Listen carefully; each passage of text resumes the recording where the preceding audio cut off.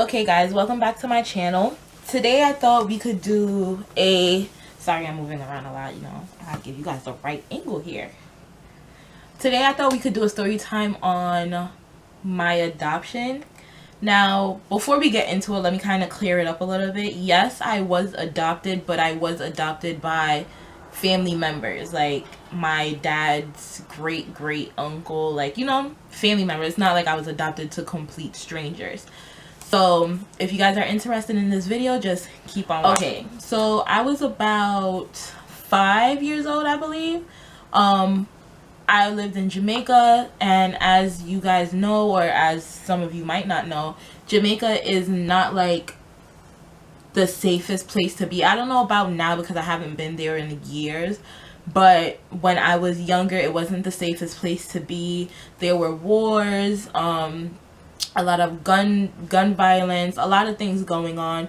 So of course, as parents, you don't want your child to be brought up in this. I do have 5 older brothers, but they are much older.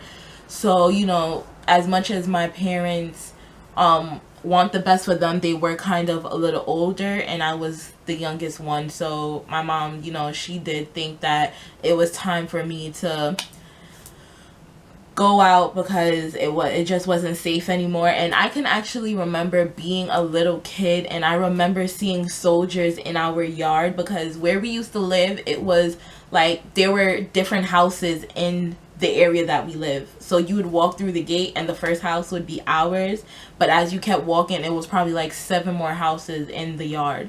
So I do remember I was a little girl and there were soldiers walking around with guns. When I walked to school in the morning with my mom holding my hand, there were soldiers on every street corner, everything. They were everywhere. It was dangerous. So I guess they thought of a plan like, okay, let's get her out. Let's like provide a better life for her. So my I don't know what you would call them, but if you guys know, leave it down in the comments below. My great uncle, I believe, he's my dad's uncle, so I'm assuming my great uncle, he adopted me. Him and his wife adopted me.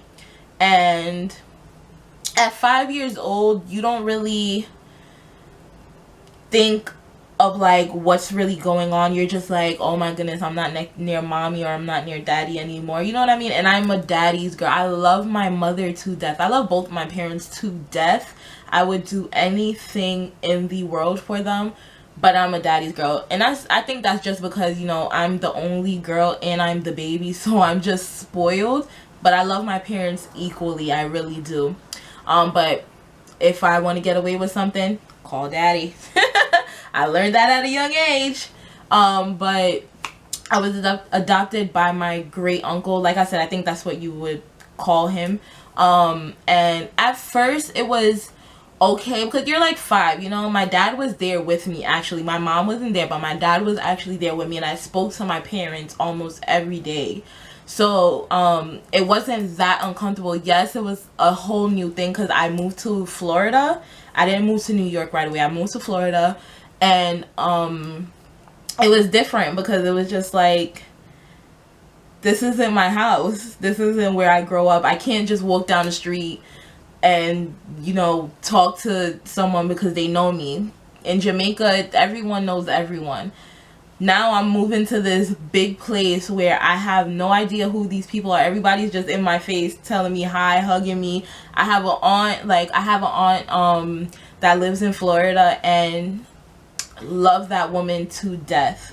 Like I don't speak to her as much as I should, and that's just because I'm like one of these young adults who we're always on our phone, but we never text or call people. That's the only reason like I don't speak to her as much. But I love her so much. She basically like took care of me as a kid. But yeah, so I'm like living in Florida, just hey, I don't know anybody, but hey. So they did teach me good things while I was down there. Like they taught me how to cook, they taught me to clean, to wash, you know what I mean, like to do things that you should know how to do as you're growing up. No matter if you're a man or a woman, or a girl or a boy, you should just know how to do them. And the house that we lived in, they ran a group home. So it was me, and then it was other kids there, well, not kids, but other like mentally unstable adults, I guess you would call them, that lived there. It was 1, 2, 3, 4. It was 4 guys. Jack, Jeffrey, Wade, and David. David, my great uncle and his wife did adopt, so technically he is my adoptive brother.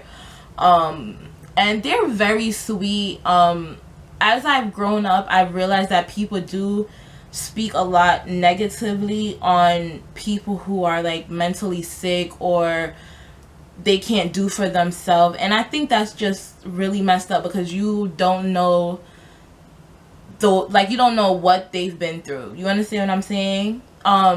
Growing up with them, I realized that they know more than what people actually give them credit for. They can take care of themselves. They just need that extra help, that extra push. Because like, we had fun. Yeah, I was like, I didn't have any mental issues, or I didn't have any mental challenges or anything, but they did. We had fun. Like, we played games. We had video games. We played video games with them. That was probably one of the best experiences. I think I'm gonna cry. That was actually one of the best experiences of my life growing up, because I feel that has shaped me to become the person that I am today. Because I try hard not to pass judgment on anyone else, because come on, like, it's not fair for like for them, you know what I mean? Like, I don't think that anybody should pass judgment on them because they were born with a sickness or an illness. That's not their fault.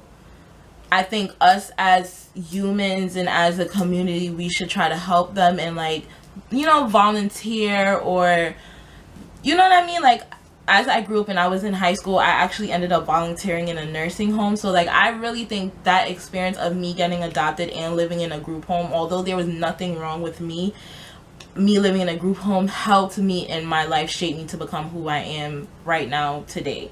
But living there, it wasn't, as I got older, it wasn't the best, because I just wanted to be with my parents. I wanted to break free. I wanted to, you know, be around them all the time.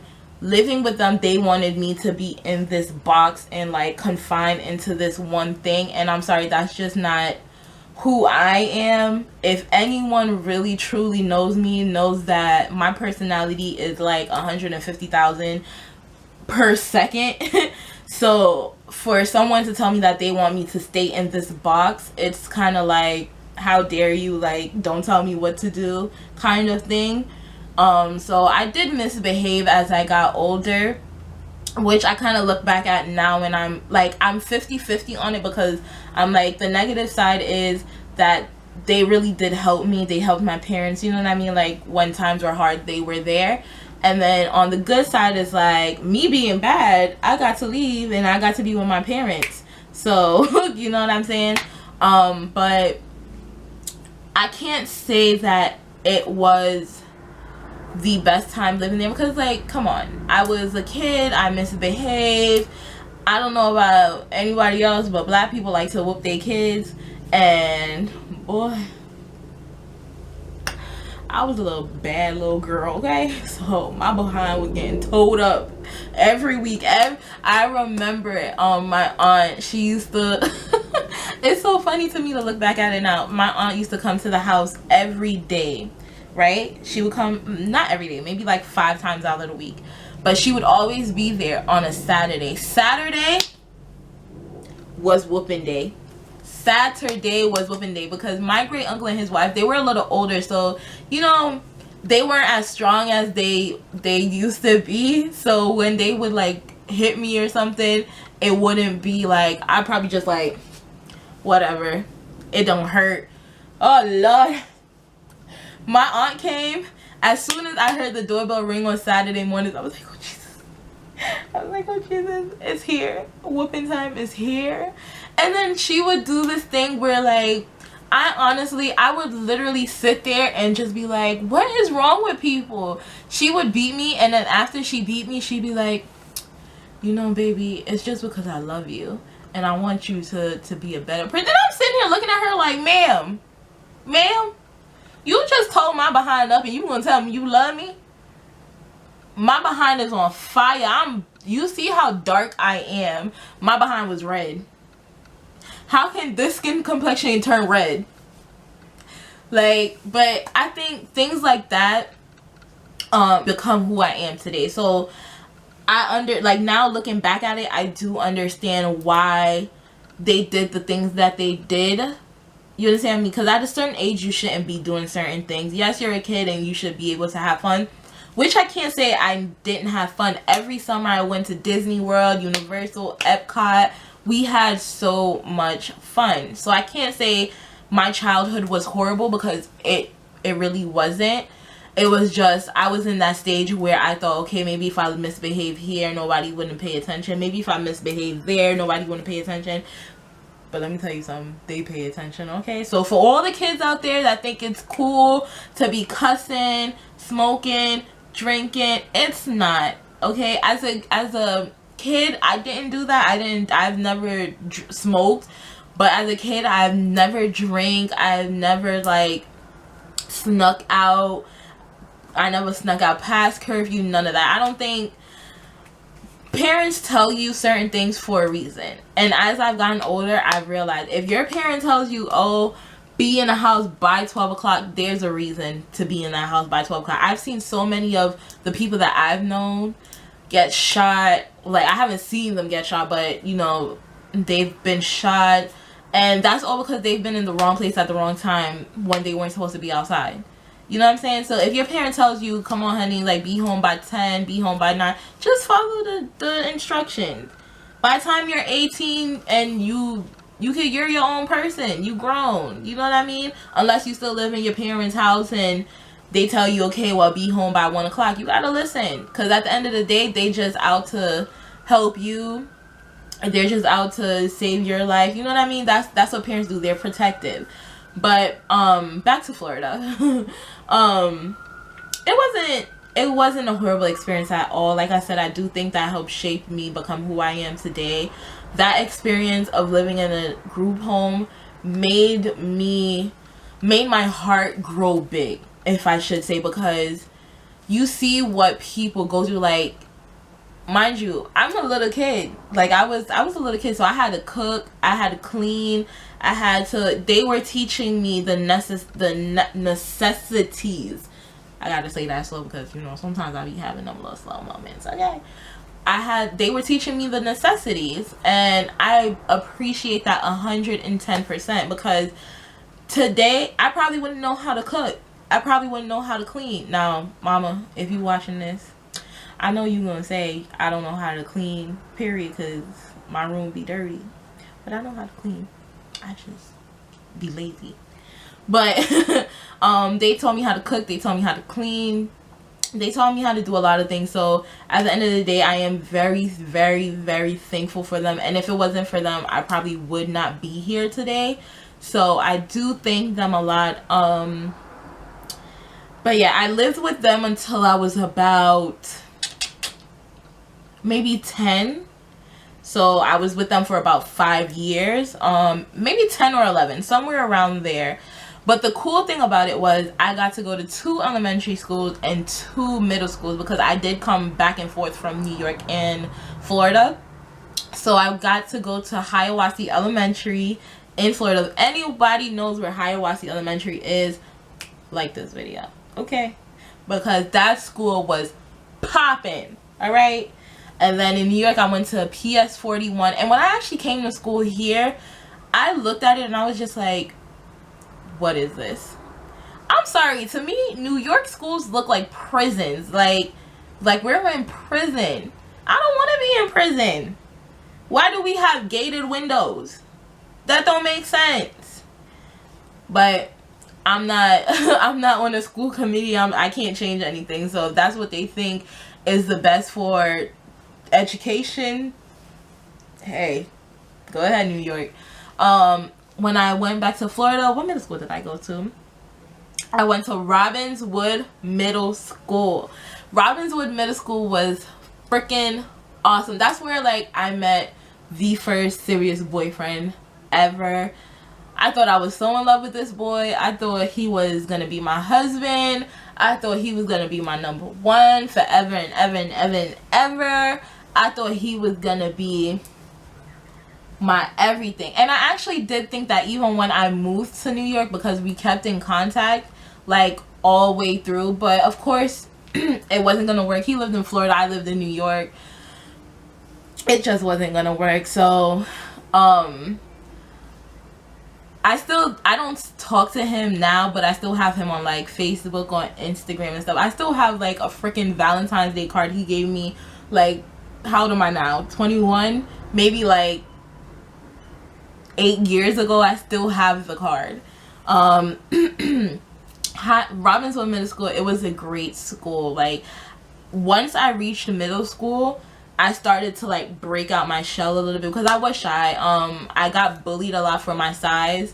Like, once I moved to New York, I just put on weight. Like, I was already a chunky girl, like, from little age, but once I got to New York, it was just like I got bigger, like I blew up. So I started to get bullied a lot, and because I was bigger, certain people started thinking that like I was mean, because, you know, like, I don't know, people put this thing with you, like, oh, because you're a little bigger and because you have a certain, like, you have, like, I always look upset. Well, that's a lie. I'm so lying. Most of the time, like, I feel like if you're looking at me a certain way, I'm gonna look at you a certain way. So most of the time when I'm looking at people a certain way, I'm looking, I guess, kind of upset. So people used to associate that with, oh, I'm mean and I'll fight them and this and that. And I'm really a sweetheart. If anyone knows me, I am the sweetest person you could ever flip and meet until you piss me off. But I'm really a nice person. So, like, once I reached the ending of my middle school years, I started using it because, I'm sorry, like, after a while, it's tiring of getting bullied. You know what I mean? Like, bullying is a whole nother video that I will do. But, so towards my middle school years, I started breaking out of my shell. I started having more fun. You know what I mean? Like, enjoying myself. When I hit high school, honey, flip them braids for you. You couldn't tell me nothing. High school was my jam. Like, my freshman year of high school, I was mostly quiet. I went to high school in New York. When my first year of high school, I was kind of quiet, just because I didn't really go to high school with anybody that I knew from middle school. And also, my high school was dangerous. Like, we had lockdowns every day. We had to leave school early. There was knives being found outside, guns, like, people trying to bring guns into the school. Like, no, thank God no one got hurt. But my high school was dangerous, girl. It was dangerous.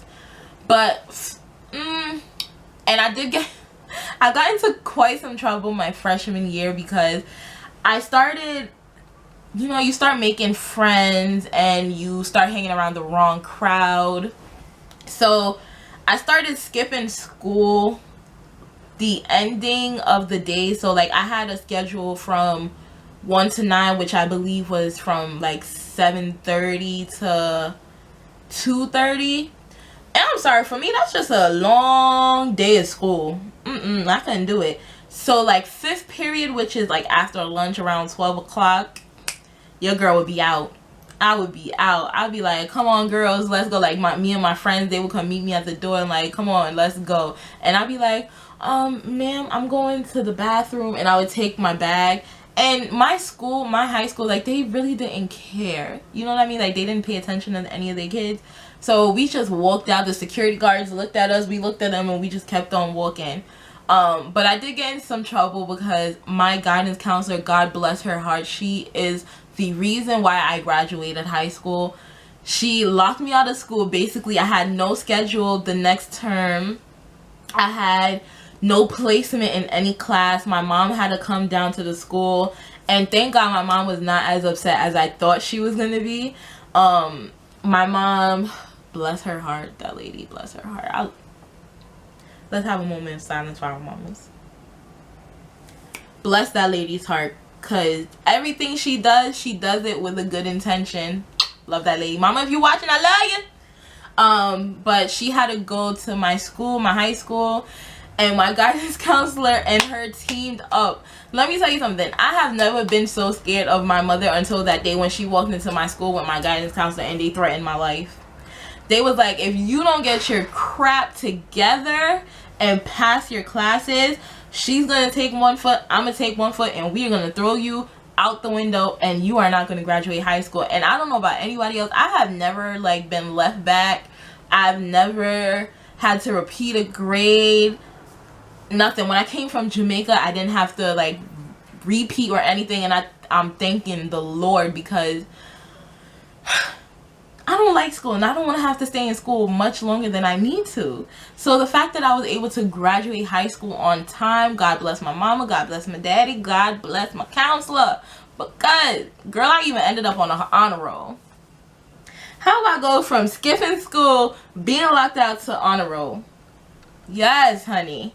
So my adopted years, they were all right. Like, I wouldn't consider them the best, just because at that moment I was a kid, so I really didn't understand certain things that they were doing, and I didn't approve of it, and you know, so I misbehaved and ended up being sent to my parents, which I was very happy about.